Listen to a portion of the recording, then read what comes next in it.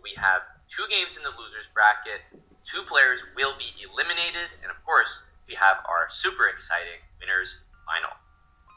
Yep, and here we go with Magnus versus Hikaru. The game has already started, and it looks like it's some kind of a Jababa London. I am personally not a fan. I say don't put the knight in front of the c2 pawn because this pawn is supposed to go towards the center. And then I say don't move twice the developed piece because you still have an undeveloped bishop. But hey, Magnus Carlsen rated 2900 does not give a damn. Yeah, he can do whatever he wants. Honestly, so can Hikaru Nakamura. It feels like they've both been doing that the entire way. And let's have a look at this game that we see right here. I'm just excited that this is still a best of 4, which means the amount of Hikaru Nakamura and Magnus Carlsen games. I think that everyone can agree that that is the best outcome. So, kind of an unusual opening from Hikaru. He's brought the knight out from g8, and then he's moved it again back to d7, so he really only has 1 piece developed. Magnus is thundering ahead. The queen comes out to f3, multi-purpose. The king wants to castle queenside, but also the pawn from g2 very often moves up g2, g4, and then even g4, g5. So it's nice that that queen on f3 is guarding the rook on h1. So very interesting stuff so far. I would say that I definitely prefer Magnus's position, but only slightly.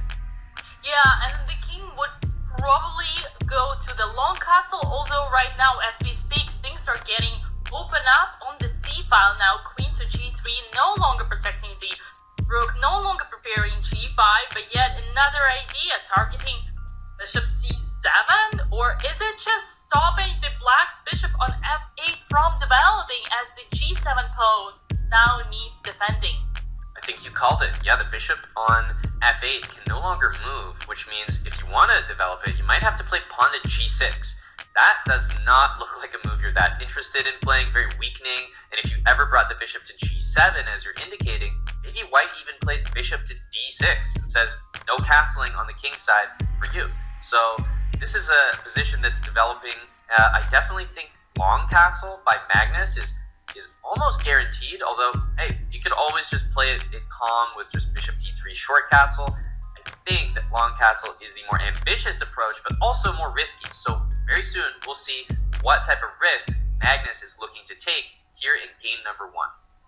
Yeah, and that means we shall take a look at 2 other games that we have going on.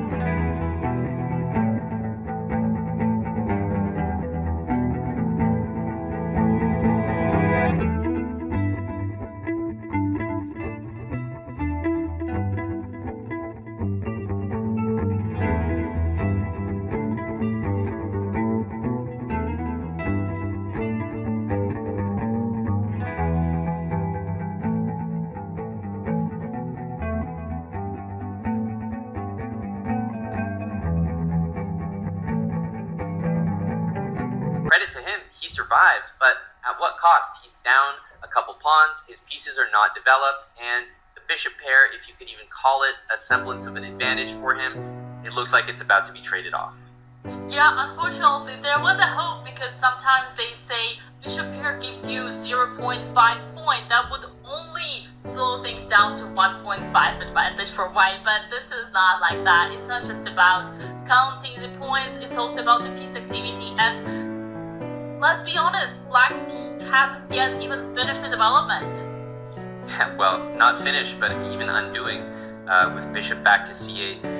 Look, the position of black's king here is questionable. There's no way it's going to survive. Probably the best that Hikaru can hope for is to just trade some pieces and go into an endgame down a couple pawns, but you're entering a phase where Magnus Carlsen is a technician. He's been pretty good throughout his career. All I'll say is that I think 2 pawns is a little bit too much, but we did see Arjun Erigaisi defend against Magnus in a number of positions that I think Magnus would always expect himself to win. So from Hikaru's perspective, it's mainly just the time ticking down and the fact that the bishops are being traded, that he's just not happy at all. Yeah, and I was just gonna say, Aman, that was interesting, kind of playing hide and seek with 2 bishops standing, looking at each other, but Hikaru could not decline the exchange, because had he done that, then he would be facing a checkmate well, probably not a checkmate, but a harvest, serious harvest. But anyway, this is the position we have right now, and yeah, I agree with you, Aman. It's just not enough compensation, like practical chances to swindle whatsoever. And the bad thing about this situation is that Magnus was somehow losing confidence, doubting himself, because he had very unlucky sequence of things in his previous match. But starting a matchup with Hikaru on such a devastating win is definitely a huge boost for his confidence. Yeah, and we've seen most of the matches in the winner's bracket in these last couple rounds end up quite close, so I don't think you should lose faith in Hikaru, even if he's going to lose this first game. I don't think it really has match implications just yet. It is a best of 4. There's lots of time, but an emphatic start for Team Liquid and Magnus Carlsen here, as it definitely looks like with the time advantage as well, 2.5 minutes plus the 2 extra pawns. You have to trust Magnus that he's going to convert this one. There's just no other way to think about it.